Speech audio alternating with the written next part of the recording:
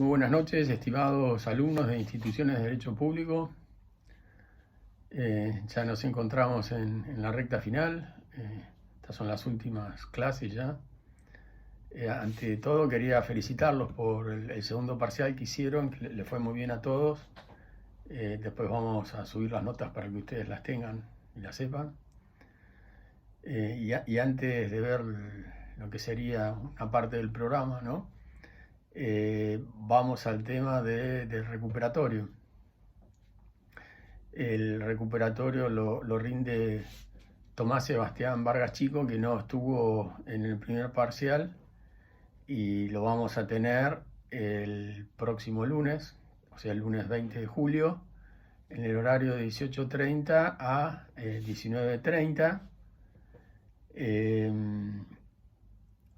Los temas que van a entrar para el recuperatorio son de la unidad 1, concepto de derecho constitucional, diferentes tipos de constitución. Después, la unidad 2, el Estado argentino en la Constitución, concepto de nacionalidad y ciudadanía, el artículo 1 de la Constitución, saberlo muy bien, que es el gobierno representativo, republicano y federal. Después de la unidad 3, el poder constituyente, el concepto, poder constituyente originario, poder constituyente derivado, qué son los contenidos pétreos de la Constitución y cuál es el fundamental, cuál es el procedimiento de reforma de la Constitución establecido en el artículo 30. Después de la unidad 4, es muy importante el concepto de supremacía constitucional establecido en el artículo 31 de la Constitución. Y después el control, cómo es el control constitucional, cómo funciona el control judicial difuso en nuestro país, a diferencia del sistema concentrado que existe en los sistemas europeos. Después la unidad 5, federalismo, que quiere decir que tenemos un gobierno federal de acuerdo a lo establecido en la Constitución Nacional. Después, qué es la soberanía, la autonomía, qué quiere decir régimen municipal, y el tema de la Ciudad Autónoma de Buenos Aires. La otra unidad es la unidad 6, la del sistema de derechos, cómo es el sistema de derechos en nuestro país, cómo es la primera parte de la Constitución Argentina, que es la parte dogmática, aquella que no se puede reformar en teoría, la parte de los contenidos pétreos, ¿no? Obviamente nos referimos a hechos. Los derechos establecidos en la Constitución, fundamentalmente los que están en el artículo 14, y después, bueno, todos los otros derechos que vienen a continuación, 16, 17, 18, 19, 20, 21, y finalmente la unidad, y no menos importante, la unidad de los derechos civiles, qué quiere decir libertad, qué quiere decir intimidad, qué quiere decir libertad de expresión, qué quiere decir libertad de opinión, qué es el derecho de réplica, qué es el derecho a la intimidad. Y bueno, eso es todo para lo que sería el recuperatorio. Y unas pequeñas palabras de algo que está en el programa, unos contenidos que están en el programa, que son que ustedes tienen que al menos tener en cuenta a qué se refiere, ¿no?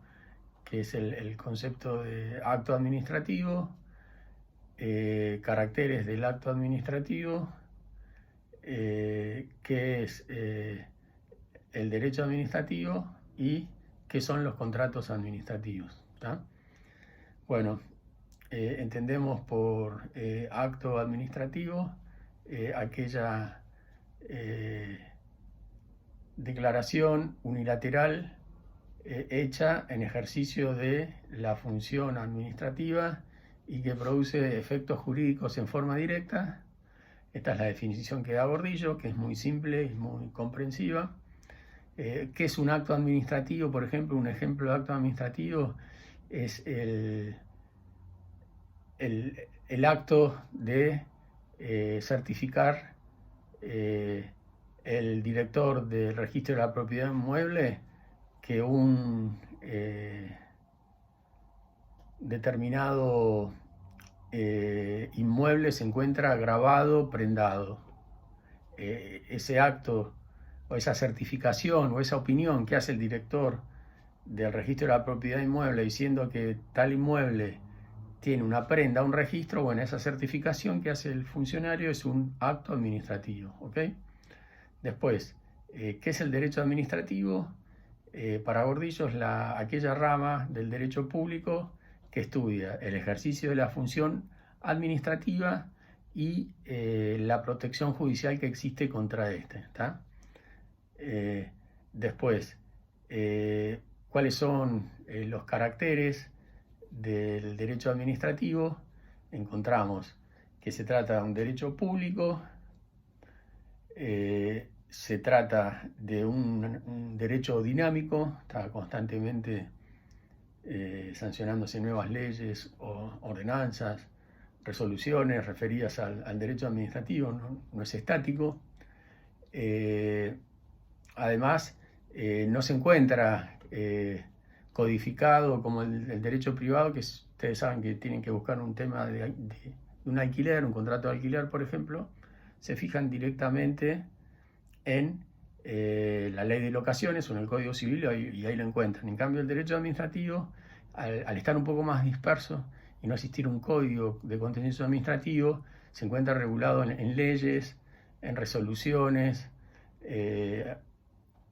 también ordenanzas que dicta el Banco Central referidas a determinados temas. Entonces está un poco disperso, pero es muy dinámico. Después tenemos que es un derecho organizacional, estructurado de una forma determinada. La administración pública siempre está presente. Me acuerdo que había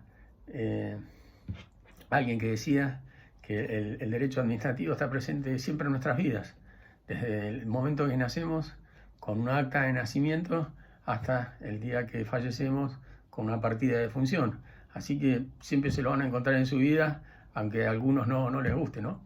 Y después tenemos la nota distintiva del derecho administrativo, que es el derecho exorbitante, que significa que hay cláusulas que existen en el derecho administrativo que es no común o impensable que existan en el derecho civil.